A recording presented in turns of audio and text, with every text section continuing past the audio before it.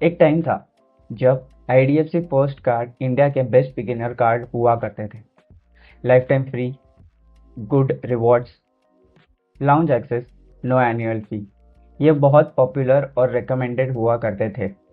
लेकिन अब 2026 में रिवॉर्ड पॉइंट्स की लाइफ टाइम वैलिडिटी खत्म, लाउंज एक्सेस अनकंडीशनल से कंडीशनल हो गए, रिडेम्पशन फी भी लग गई। जो एक time one of the best beginner card हुआ करता था इंडिया का, अब सिर्फ एक बैकअप कार्ड बन के रह चुका है। आज के इस एपिसोड में हम बात करेंगे आईडीएफसी फर्स्ट के 3 क्रेडिट कार्ड्स की, मिलेनिया, वेल्थ और सिलेक्ट कार्ड की। क्या वर्थ है, क्या इनके जो बेनिफिट्स है वो बचे हैं, क्या नहीं बचे, एकदम डिटेल में। फुल ट्रांसपेरेंसी, मेरे पास ये क्रेडिट कार्ड्स नहीं है, लेकिन ये एक रिसर्च बेस्ड वीडियो है लेटेस्ट न्यूज़ के हिसाब से। मैं इस वीडियो में तीनों कार्ड्स कवर करूंगा। मिलेनिया और सिलेक्ट ऑलमोस्ट आइडेंटिकल है। ऑल्सो जो आईडीएफसी फर्स्ट वेल्थ है, जो इसका प्रीमियम वेरिएंट है, वो भी इस वीडियो में कवर करूंगा। तो एक वीडियो में पूरी पिक्चर क्लियर हो जाएगी। Let's go. पहले बात करते हैं मिलेनिया और सिलेक्ट की। ये दोनों cards life time free credit cards हैं और ये उनका वन ऑफ द यूएसपी है, क्योंकि बहुत सारे जो क्रेडिट कार्ड्स है वो लाइफ टाइम फ्री नहीं होते, क्योंकि 500 से 2,500 रुपये तक की बिगिनर कार्ड्स के लिए भी फीस होती है। लेकिन ये जो कार्ड है वो लाइफ टाइम फ्री है, zero joining fee, zero annual fee, for ever. तो ये एक वैल्यूएबल फीचर इसलिए भी है कि अगर तुम एक बिगिनर हो और अपनी क्रेडिट कार्ड जर्नी शुरू कर रहे हो तो ये कार्ड यूज़ कर सकते हो, ताकि तुम अपना क्रेडिट स्कोर और क्रेडिट हिस्ट्री बिल्ड करते रहो। और जब भी ये कार्ड यूज़ करना बंद कर दो तो तुम इसे एक बैकअप कार्ड की तरह रख सकते हो अपने ड्रॉअर में और बाकी कार्ड्स यूज़ कर सकते हो।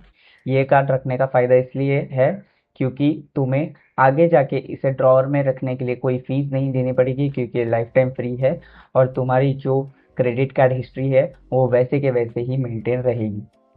दूसरा फीचर, और ये एक जेन्युइनली रेयर फीचर है, वो है interest free ATM cash withdrawal. Generally तुम कोई और भी दूसरे क्रेडिट कार्ड के थ्रू अगर तुम एटीएम से कैश विड्रॉ करोगे तो तुम्हें 2.5% की ट्रांजैक्शन फी और इंटरेस्ट उसी वक्त से लगना चालू हो जाएगा। कोई ग्रेस पीरियड नहीं मिलेगा, कुछ नहीं। बट आईडीएफसी फर्स्ट कार्ड पे 48 डेज तक तुम्हें जो तुमने पैसे निकाले हैं एटीएम विड्रॉल के थ्रू, उस पर कोई इंटरेस्ट चार्ज नहीं होगा। सिर्फ एक फ्लैट 199 प्लस जीएसटी की फीस लगेगी और तुम वो जो पैसे है वो 48 डेज तक इंटरेस्ट फ्री यूज़ कर सकते हो। अगर कभी जेन्युइन इमरजेंसी आए और तुम्हें कैश चाहिए तो ये फीचर तुम्हारे लिए लाइफ सेवर बन सकता है। हालांकि ये एक इकलौता ऐसा फीचर है क्रेडिट कार्ड का जो मुझे बिल्कुल पसंद नहीं। एटीएम के थ्रू कैश विड्रॉ करना किसी भी कंडीशन में, चाहे वो कुछ दिन तक इंटरेस्ट फ्री हो या ना हो, एक बहुत गंदा आइडिया हो सकता है। क्योंकि ये अगर तुम ज़रा से भी मिस करते हो कि तुमने कब, कैसे और कहाँ कैश निकाला था और कितने दिन तक तुम्हें इंटरेस्ट फ्री जोन में रिटर्न करना है, और वो तुम अगर मिस कर देते हो तो बैंक्स तुम्हें भारी इंटरेस्ट लगाते हैं। और ये वन ऑफ दी ऐसा फीचर है जो क्रेडिट कार्ड्स देते हैं लेकिन मुझे यूज़ करना बिल्कुल भी पसंद नहीं है।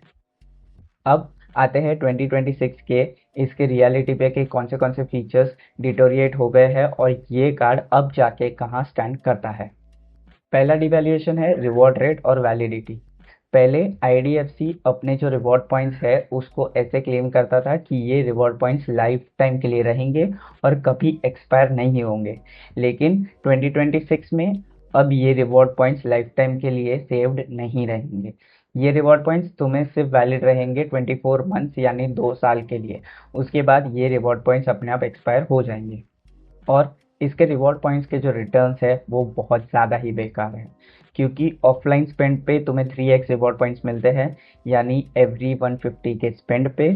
और उसका जेन्युइन रिटर्न रेट होता है 0.5% का। और यूटिलिटी बिल्स पे अगर तुम स्पेंड करोगे तो सिर्फ 1x रिवॉर्ड पॉइंट्स ही मिलेंगे, जो तुम्हें एक्चुअल रिटर्न रेट देते हैं 0.16% का। 0.16, सीरियसली? यानी it is closer to 0% rather than 1%। यानी कि ये कुछ भी नहीं है, तुम्हें कोई भी रिवॉर्ड रेट का मतलब ही नहीं है। क्योंकि SBI कैशबैक 5% देता है, HDFC स्विगी 10% देता है, लेकिन ये कार्ड प्रैक्टिकली 0% देता है। दूसरा डिवैल्यूएशन, लाउंज एक्सेस। पहले इस कार्ड पे जो लाउंज एक्सेस था वो अनकंडीशनल था, यानी कि तुम जब चाहो तब इस पे लाउंज एक्सेस क्लेम कर सकते थे।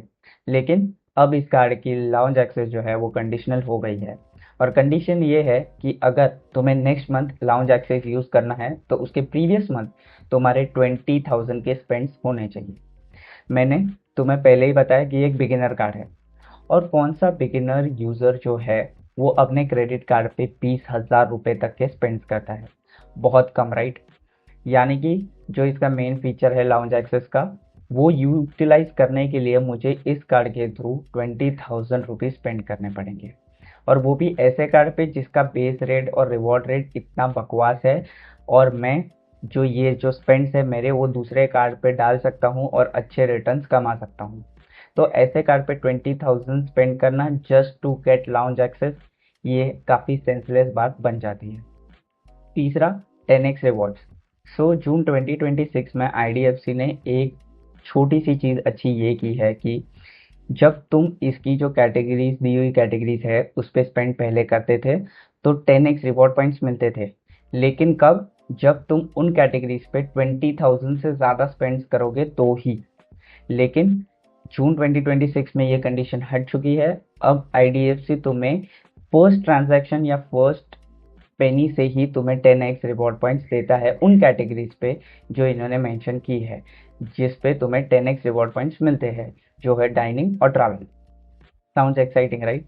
ये पॉइंट्स तुम अर्न तो कर पाओगे, लेकिन यहाँ पे भी एक छोटी चीज़ है जिसमें तुम फंस सकते हो। तुम जो क्रेडिट लिमिट है उससे ज़्यादा के पॉइंट्स कमा नहीं सकते। अज्यूम करो तुम्हें एक इंटरनेशनल ट्रिप करनी है और तुम्हारी क्रेडिट लिमिट सिर्फ 50,000 की है, लेकिन यू नो कि लाख तक खर्चा जा सकता है। तो तुम क्या करते हो कि 1,00,000 रुपए के लिए 50,000 का और प्रीपे कर देते हो क्रेडिट कार्ड में, ताकि तुम्हारी लिमिट बढ़ जाए, ये सोच के कि तुम 1,00,000 पे पॉइंट्स कमा सकते हो। लेकिन ऐसा नहीं है। तुम्हें जो पॉइंट्स मिलेंगे वो सिर्फ उन्हीं 50,000 रुपये पे मिलेंगे जो तुम्हारी एक्चुअल क्रेडिट लिमिट है। उससे आगे जो तुमने एडवांस पेमेंट की है और प्रीपे किया है और अपने क्रेडिट कार्ड की लिमिट जो बढ़ाई है, उस पे तुम्हें रिवॉर्ड पॉइंट्स नहीं मिलेंगे। चौथा और सबसे घटिया डिवैल्यूएशन ये है कि अब से रिवॉर्ड पॉइंट्स को रिडीम करने के लिए एक रिडीम्शन फीस लगेगी।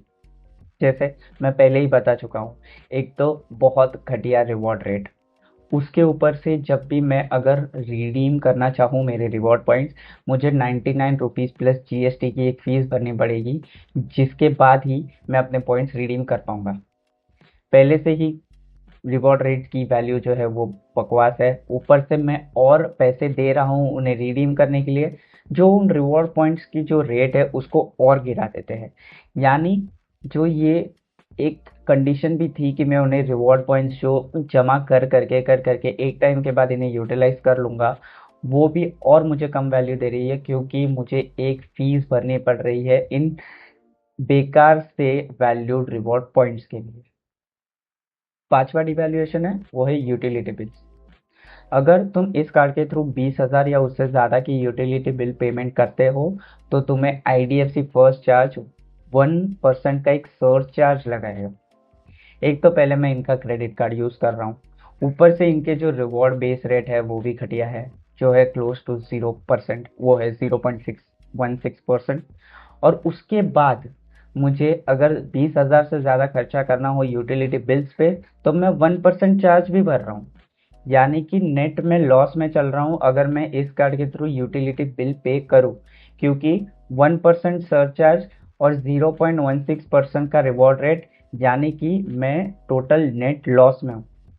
तो never use this card for heavy utility bills. अब बेसिकली ये कार्ड जो IDFC मिलेनिया या सिलेक्ट कार्ड है वो रखना चाहिए या नहीं रखना चाहिए? ये जो कार्ड है वो तुम्हें ज़रूर ज़रूर ज़रूर रखना चाहिए, लेकिन ड्रॉर में। क्यों? क्योंकि इस कार्ड की कोई फीस नहीं है, तो तुम इस कार्ड को रखो या ना रखो एक ही बात है।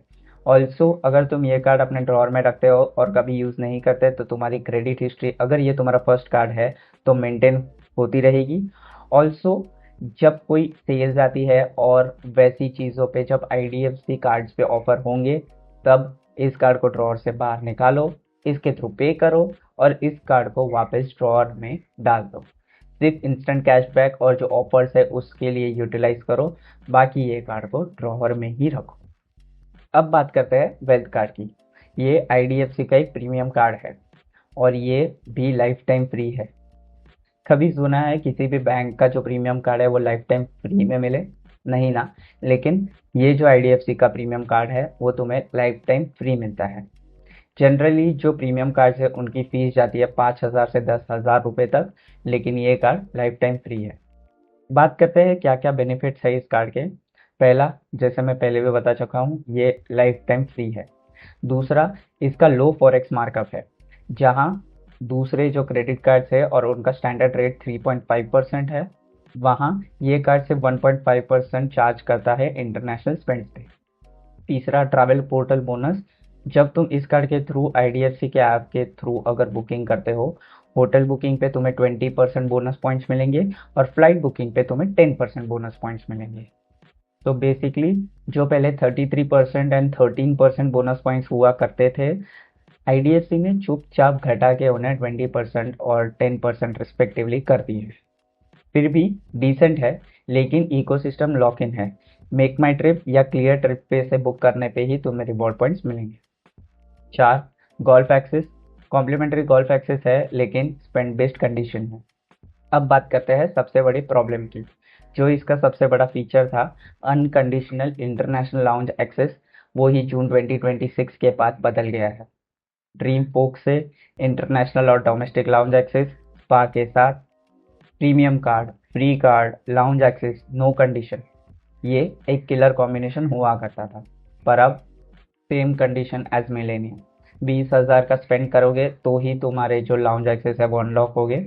ऑल्सो जो मूवी पे बोगो का ऑफर था, उसके लिए भी तुम्हें 20,000 तक के स्पेंड करने पड़ेंगे पिछले महीने पे, तो ही अगले महीने तुम वो जो फीचर है उसको एक्टिवेट कर पाओगे। सो इसके जो पहले सबसे बेस्ट फीचर्स थे, जो पहले अनकंडीशनल थे, अब सब पे एक कंडीशन लग चुकी है कि तुम्हें पिछले मंथ उस कार्ड के थ्रू 20,000 या उससे ज़्यादा के स्पेंड्स करने पड़ेंगे, तो ही ये सारे फीचर्स एक्टिवेट होंगे। अब बात करते हैं स्मार्ट स्ट्रैटेजी की। ये कार्ड कब, कैसे और कहाँ यूज़ करना चाहिए।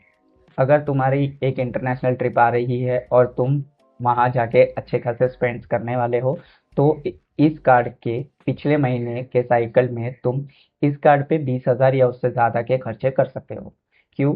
क्योंकि इस कार्ड के थ्रू वो खर्चे करने पे तुम्हें पहले तो लॉन्च एक्सेस मिल जाएगा, जो तुम्हें इंटरनेशनली काम आएगा। ऑल्सो ये कार्ड यूज़ कर सकते हो 1.5% के फॉरेक्स मार्कअप चार्जेस के लिए, क्योंकि दूसरे जो क्रेडिट कार्ड्स है वो इससे ज़्यादा की फीस लगाते हैं। तो वो एक महीने के लिए 20K का थ्रेशोल्ड इसमें पार करो, लाउंज एक्सेस लो और इस कार्ड को पूरे इंटरनेशनल ट्रिप के लिए अच्छे से यूटिलाइज करने के लिए एलिजिबल कर दो। याद रखना, ये एक टारगेटेड यूज़ है, क्योंकि तुम्हें अगले महीने वो इंटरनेशनल ट्रिप करनी है, इसलिए इसे ईयर अराउंड प्राइमरी कार्ड मत बना लेना। तो वेल्थ कार्ड का क्या करना चाहिए? रख लो, क्योंकि फ्री है, और स्मार्टली यूज़ करो जैसे हमने पहले डिस्कस किया। इंटरनेशनल ट्रिप के लिए इसे बाहर निकालो, उसके एक मंथ पहले अच्छे खासे यूज़ कर लो, ताकि वो मंथ में 20,000 के स्पेंड्स आ जाए और तुम नेक्स्ट मंथ में इसे लाउंज एक्सेस के लिए यूज़ कर सको। और सो इंटरनेशनल खर्चों के लिए भी इसे यूज़ करो, ताकि तुम्हें कम फॉरेक्स मार्कअप चार्जेस लगे। अब तीनों कार्ड का क्विक कंपैरिजन, मिलेनिया और select versus wealth card. Both are lifetime free. Both has a condition of 20K spending for using the lounge access, 24-month point expiry rule और worst reward point rate। IDFC wealth के पास कुछ चीज़ें extra है कि 1.5% का ही तुम्हें जो transaction फी है फॉरेक्स की वो लगती है। IDFC के ऐप के थ्रू ट्रैवल बोनस पॉइंट्स मिलते हैं, ऑल्सो गोल्फ एक्सेस भी मिलता है। अगर तुम डोमेस्टिक ट्रैवलर हो और तुम्हें जो क्रेडिट कार्ड है वो सिर्फ ड्रॉअर में ही रखना है, तो मिलेनिया या फिर सिलेक्ट भी ठीक ही है। तो फाइनल वर्डिक्ट क्या है? जो एक टाइम पे best beginner cards IDFC first card हुआ करते थे, 2026 में अब उनकी कोई वैल्यू नहीं रही है और वो सिर्फ बैकअप कार्ड्स बन के रह चुके हैं। मिलेनिया सिलेक्ट ड्रॉअर में रखो फॉर सेल ऑफर्स और वेल्थ को ड्रॉअर में रखो only for international trips. Primary spending किसी भी कार्ड से मत करो, LTF है इसलिए इस कार्ड को होल्ड करो। बाकी एक्टिव स्पेंडिंग्स और किसी बेटर कार्ड पे करो फॉर बेटर रिवॉर्ड रेट। तो गाइस, ये थी IDFC फर्स्ट कार्ड्स के तीनों कार्ड्स की एक एक्सटेंसिव रिव्यू। होप तुम्हें ये वीडियो पसंद आई हो। अगर तुम्हें ये वीडियो पसंद आई है तो इस वीडियो को लाइक करो।